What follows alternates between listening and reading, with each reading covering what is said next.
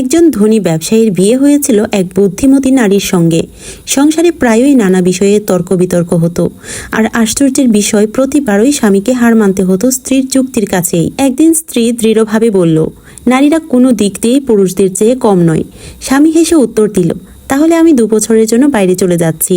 তুমি যদি দেখাতে পারো যে বাড়ি, ঘর, ব্যবসা আর সম্মান সামলাতে একজন নারীও সক্ষম, তবে আমি তা স্বীকার করব।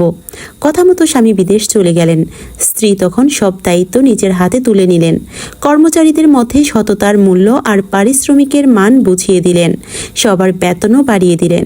ফলে কাজের প্রতি সবার আন্তরিকতা আরও বেড়ে গেল। অল্প দিনের মধ্যেই ব্যবসায় বিপুল লাভ হতে লাগলো।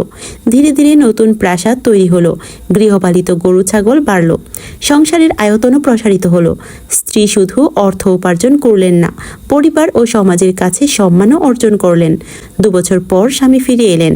বাড়ির ঐশ্বর্য আর সমৃদ্ধি দেখে তিনি মুগ্ধ হলেন, কিন্তু স্ত্রীর কোলে ছোট্ট শিশুকে দেখে ক্ষুব্ধ হয়ে প্রশ্ন করলেন, এই সন্তান কার? স্ত্রী শান্তভাবে উত্তর দিলেন, যদি আমি তোমার বিশ্বাস ভেঙে অন্য কারো কাছে যেতাম, তাহলে আজ তুমি কি বলতে? স্বামীর আর কোনো উত্তর রইল না। এই গল্প থেকে আমাদেরকে এটাই শেখায় যে নারী শুধু গৃহের সঙ্গিনী নন, তিনি পরিবারকে টিকিয়ে রাখার শক্তি। স্বামীকে সত্যিকারের সাহায্য এবং জীবনের প্রতিটা ক্ষেত্রে পুরুষের সমান অংশীদার। তার স্নেহ, বুদ্ধি আর তার পরিশ্রমে গড়ে ওঠে ঘর, সমাজ আর ভবিষ্যৎ প্রজন্ম।